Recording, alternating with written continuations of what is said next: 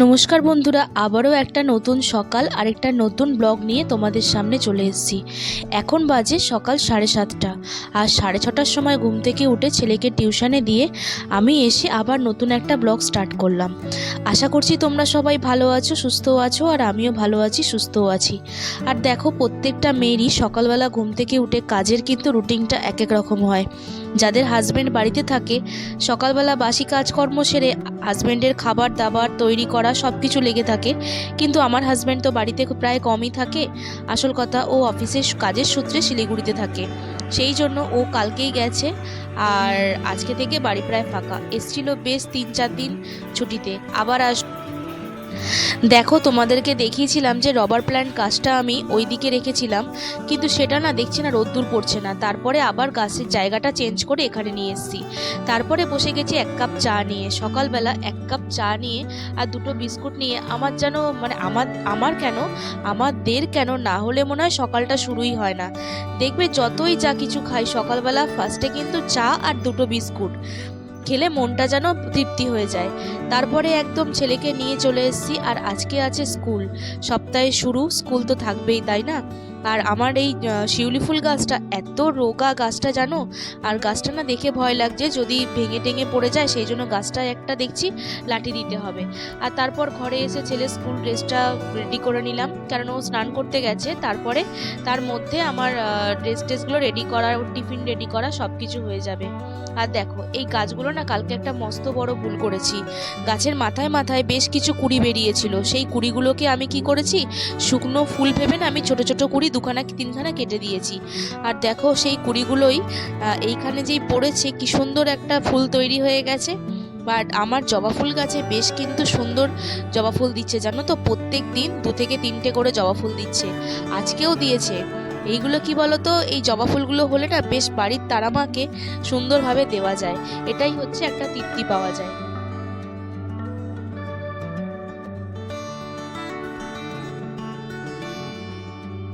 ছেলে ওদিকে নিচে রেডি হচ্ছে, সেই ফাঁকে আমি চলে আসলাম একটু ছাদে। আসল কথা, জামা কাপড়গুলো রাখা ছিল, সেগুলো এখনো মেলা হয়নি। সকালবেলা এত দৌড়াদৌড়ি কাজের মধ্যে না এইগুলো না কখন সেই পড়েই থাকে, সেই মেলতে মেলতে 12টা বেজেই যায়। তাই ভাবলাম জামা কাপড়গুলো একেবারে মেলে আর কিছু জামা কাপড় তুলে নিয়ে তারপরে গিয়ে ছেলেকে খাইয়ে নেব।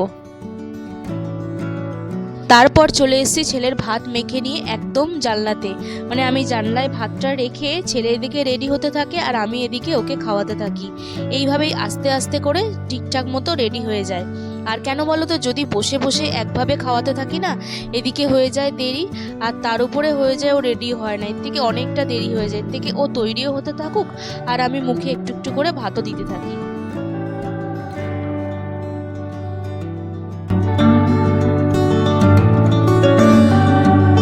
সবাই জানো তো বলে, তোর ছেলে এত বড় হয়ে গেছে এখনো খেতে পারে না, কিন্তু আমার কোনো আফসোস হয় না। আমি যে ওকে খাইয়ে দিই, মনে হয় আমি খাইয়ে দিলে না পেটটা একটু ঠিকঠাক ভরে থাকে। কেননা সেই 4টে অবধি প্রায় ওই একটু হালকা টিফিন টিফিন খাওয়া, সেরকম তো ভারীভাবে কিছু খায় না। অনেকক্ষণ পর তোমাদের সামনে আসলাম।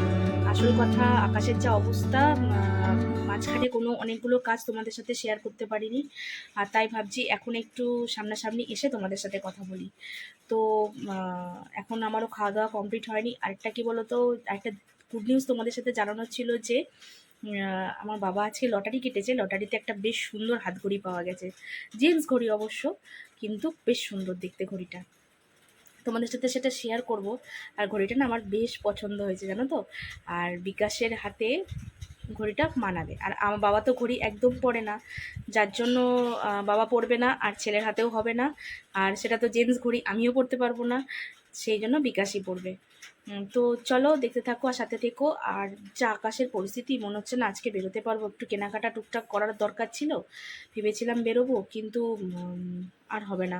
বেরোতে বেরোতে শুক্র কি শনিবার, কেননা তার মাঝে আর ডেট নেই। মাঝে ডেট নেই বলতে ছেলের টিউশনগুলো অফ আছে, মানে 5:30 থেকে টিউশন, 7টার মধ্যেও ব্যাক করবে। আর আমি আর মা যদি বেরোই 7টার মধ্যে আমি ঢুকতে পারবো না। এর থেকে শনিবার দিন বেশ অনেকটা টাইমের টিউশন রয়েছে, তখন ওকে টিউশনে দিয়ে বেরোবো। আর টিউশন কামাই করে না এখন কোথাও যেতে ইচ্ছা করে না, জানো তো, সামনে পরীক্ষা, এই জন্য অনেকগুলো সমস্যা তৈরি হয়ে যায়। এর থেকে চলো আবার পরে আসছি, পরে দেখা হবে। অবশ্যই তোমাদের গিফটটাও শেয়ার করবো আর বাকি সবগুলোই শেয়ার করবো। চলো দেখতে থাকো আর পাশে থেকো। এই বৃষ্টিতে না একটাই দুশ্চিন্তা থাকে, কি করে ছেলেটাকে এবার স্কুল থেকে আনবো।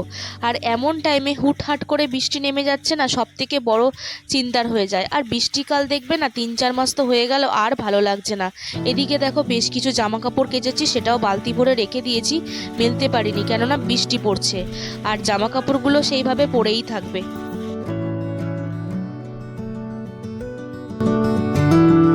তোমাদেরকে বলেছিলাম না বাবা একটা লটারিতে যে ঘড়ি পেয়েছে, এই দেখো এই ঘড়িটা কেমন হয়েছে কিন্তু কমেন্ট করে অবশ্যই জানাবে। আর এই ফ্রিতে পাওয়া জিনিস অবশ্যই ভালোই হয়, যতই খারাপ দিক না কেন, দামি হোক, পাওয়া তো এটা কিন্তু বেশ আনন্দের, তাই না বলো?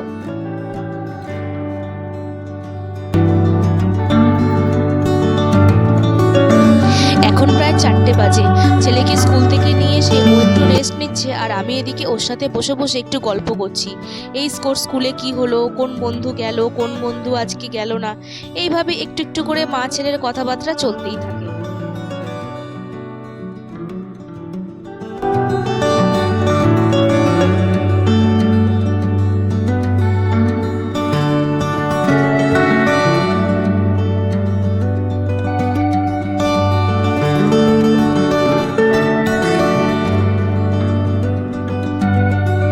তো সবাইকে জানাই গুড ইভিনিং। এখন হচ্ছে সন্ধে হয়ে গেছে, এখন গাছে দিতে যাচ্ছি সার।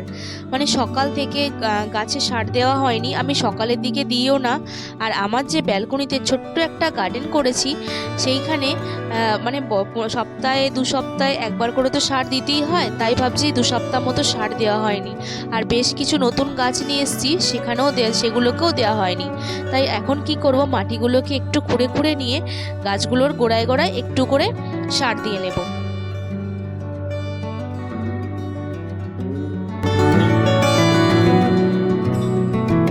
যতই আমার কাজ থাকুক জানো তো, এই কাজগুলোর পিছনে না আমার একটু কাজ করতে ভালোই লাগে।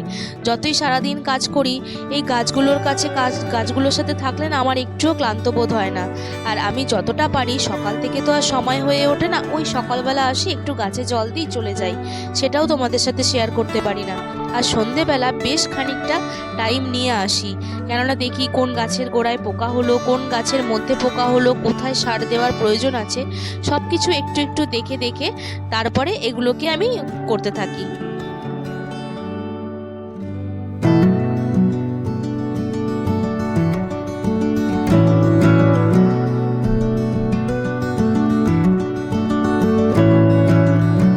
তারপরে ছেলের টিউশন থেকে এসে বায়না হলো মা আজকে চাউমিন খাবো।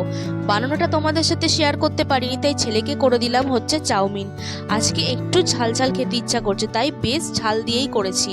আর এদিকে দেখো মায়ের জন্য আর আমার জন্য, কেননা আমরা একটু অল্প অল্প করেই খাবো, কেননা বেশ দেখছি ঝালও হয়েছে, তার উপরে আবার আমি টিফিনের মতো করেছি তো, আর রাত্রিবেলা না বেশি পরিমাণে খেলে রাত্রিবেলার খাবারটা নষ্ট হয়ে যায়, যার জন্য একদম সামান্য পরিমাণে একটু মুখরোচক খেয়ে আজকের মতো আমাদের টিফিন শেষ করব। চলো বন্ধুরা, আজকের মতো ভিডিওটা এখানেই শেষ করলাম। ভিডিওটা যদি ভালো লেগে থাকে চ্যানেলটা অবশ্যই লাইক করো, আর আমার ভিডিওটা কমেন্ট করতে কিন্তু